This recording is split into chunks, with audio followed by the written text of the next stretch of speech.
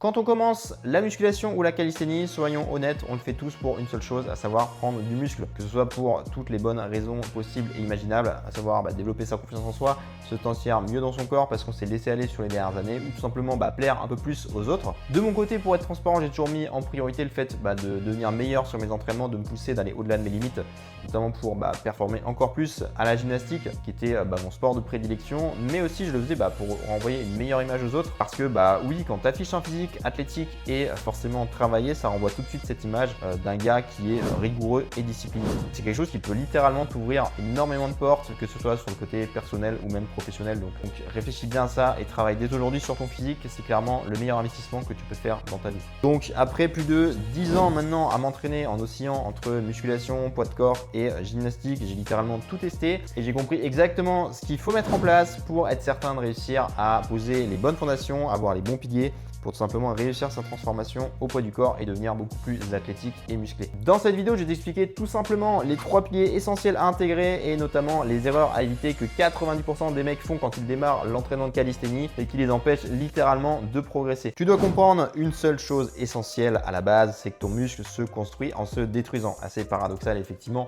et que ta force, elle, augmente quand tu récupères. Quand tu forces sur des tractions ou des dips et que la tension apportée sur l'instant T sur la série est assez élevée, tu vas ce qu'on appelle provoquer des micro-déchirures à l'intérieur de ton muscle. Et ton corps, lui, il va recevoir un message ultra simple, c'est que si je dois subir ce prochain choc, je dois obligatoirement me renforcer. Et donc, il va naturellement augmenter la taille et le nombre de tes fibres musculaires. C'est ce qu'on appelle littéralement apporter de la contrainte mécanique. Et il faut que tu comprennes que sans tension réelle apportée sur ta série, il n'y aura littéralement aucune évolution. Et c'est pour ça notamment que je parle souvent à mes élèves d'apporter de la tension et non pas du volume musculaire. Ce qui compte, c'est pas de réussir à faire 100 pompes d'affilée, mais plutôt à quel point tu vas être capable de mettre de la tension sur chacune de tes séries pour vraiment provoquer de l'adaptation.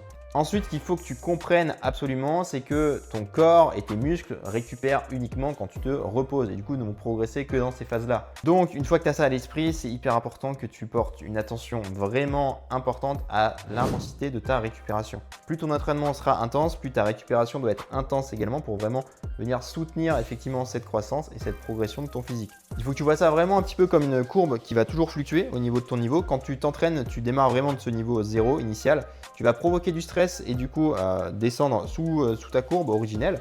En récupérant, en fait, on va remonter soit effectivement au niveau initial, soit un peu plus haut si la récupération est OK et elle est classique. Si tu récupères très mal, effectivement, on va toujours rester sous la courbe et en fait constamment régresser, voire même avoir un crash total au niveau de ta fatigue parce que littéralement, tu auras accumulé beaucoup trop de stress par rapport à l'intensité de la récupération qui va être associée. C'est pour ça que beaucoup de pratiquants sont totalement bloqués dans leur progression parce qu'ils ne comprennent pas en fait cette balance stress et récupération qui est indissociable. Donc garde déjà bien ces deux idées en tête. Ton muscle se construit effectivement en se détruisant, donc en apportant assez de tension mécanique sur chacune de tes séries et surtout tu ne progresses uniquement lors de tes phases de repos. Donc arrête de t'entraîner littéralement 5, 6, 7 fois par semaine, ça ne sert à rien. Une fois que ton muscle est cassé, les fibres musculaires, elles vont se réparer. Mais pour ça, il leur faut forcément du matériau. Et le matériau essentiel pour la prise de muscle, que ce soit au poids du corps ou dans n'importe quelle discipline, c'est tout simplement l'apport en protéines. Sans les protéines, ton corps sera incapable de progresser en termes de croissance musculaire. Peu importe qu'elle soit végétale ou animale, ton corps a simplement besoin de matériaux pour effectivement se reconstruire. Et donc ça, c'est clairement indissociable aujourd'hui d'une réelle progression en termes de prise de muscle. C'est cet attrait particulier à vérifier que sur chacun de tes repas, tu as une bonne source de protéines ou tout simplement que sur ta journée, tu respectes vraiment ton quota. Et on parle généralement de 1,6 à 2 grammes par kilo de poids de corps. Donc imaginons que tu fais 80 kg, il te faudrait du coup 150 à 160 grammes de protéines par jour pour être certain tout simplement de construire du muscle. La théorie, elle est super simple, apporter de la contrainte mécanique, récupérer suffisamment entre tes séances et apporter assez de protéines pour vraiment construire du muscle et du matériau à disposition. Maintenant, dans la pratique, beaucoup de pratiquants font littéralement n'importe quoi. Moi, j'ai eu la chance de démarrer très jeune en section sportive en étant du coup encadré par des coachs et des entraîneurs de gymnastique qui m'ont littéralement très rapidement fait intégrer des routines de renforcement musculaire.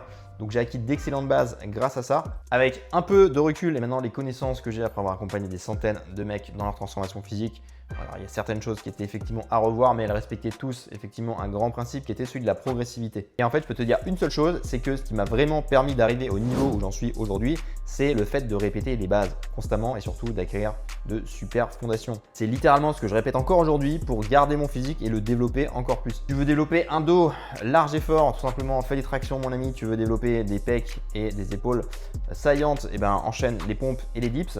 Tous les autres exercices, typiquement les pike push-up, les chin-up, les Australian row, ce sont uniquement des variantes de ces bases et de ces mêmes patterns de mouvements. Ton job à toi, c'est pas de chercher les mouvements les plus stylés ou farfelus que tu peux trouver sur Instagram, c'est juste de répéter les bases. L'idée, c'est que ça devienne tout simplement une évidence pour toi et qu'enchaîner 50 pompes ou 10 tractions à la barre, ça soit tout simplement naturel et ton niveau de base. Le point suivant, ça va être la compréhension des 3 zones de travail. Pour que ça soit clair, en fait, ton corps va réagir différemment selon le type d'effort que tu vas lui proposer. Et on identifie facilement 3 zones de travail, même si forcément en évoluant et en prenant un peu de niveau, tu vas te rendre compte que c'est un peu plus complexe que ça. Zone numéro 1, concernant la force, ça va être compris entre 1 à 5 répétitions. L'idée, c'est de faire du travail essentiellement nerveux pour devenir beaucoup plus fort sur des mouvements donnés. Concernant la prise de masse musculaire et l'hypertrophie, donc elle va être comprise entre 6 à 15 répétitions et c'est là littéralement la meilleure zone pour prendre du muscle. Au-delà des 15 répétitions, généralement on bascule sous un format endurance. Là effectivement, tu vas généralement ressentir de la brûlure sur les séries, mais tu vas construire très peu de force et très peu de masse musculaire. Du coup, c'est exactement là qu'il y a beaucoup de pratiquants qui vont en fait se tromper et complètement stagner dans leur progression. Ils vont commencer avec un effort max de 3 tractions, imaginons, puis progresser et ensuite réaliser des séries de 15 à 20, puis encore une fois progresser sur cette voie-là et se retrouver en fait à faire des séries interminables. Et là, le problème, c'est qu'ils ne progressent absolument plus sur leur prise de muscle et c'est tout à fait normal parce que tout simplement, il n'y a plus aucune tension et plus assez de stress mécanique apporté sur les séries. En gros, tu es totalement sorti de la bonne zone de travail. À partir du moment où tu arrives sur des séries de 12 à 15 répétitions, l'idée, ça va être absolument de chercher à rajouter de la tension sur ta série et donc rendre le mouvement beaucoup plus difficile. C'est ce qu'on appelle tout simplement le principe de surcharge progressive que je te bassine dans toutes mes vidéos littéralement. Et quand tu t'entraînes au poids du corps, soit effectivement la première option, c'est d'augmenter le levier, soit effectivement ça va être de chercher à augmenter le poids. Et clairement là ton gilet lesté ou ta ceinture devient ton meilleur ami. C'est pour ça que j'affectionne particulièrement le travail des tractions ou des lifts parce que c'est 2 exercices très simples pour appliquer le principe de surcharge progressive. Donc ceinture, gilet, sac à dos, on s'en fout. L'idée c'est tout simplement d'apporter plus de contraintes à ton corps pour le pousser à progresser. C'est le seul moyen de continuer à prendre du muscle et ce après des années d'entraînement. C'est tout bonnement ce que j'ai fait sur moi-même sur ces 2-3 dernières années et qui m'a littéralement aidé à prendre plus de 2 kg de masse musculaire en m'entraînant exclusivement quasiment avec du front lever et de la planche. Et pourquoi j'ai progressé autant après des années d'entraînement?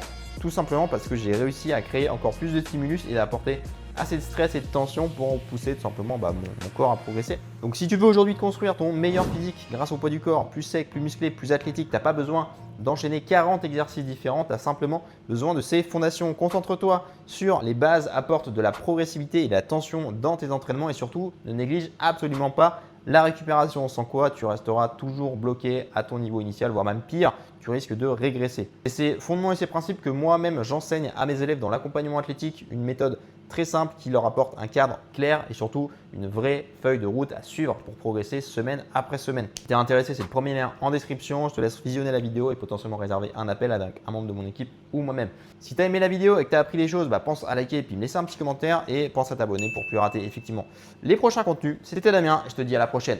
Ciao!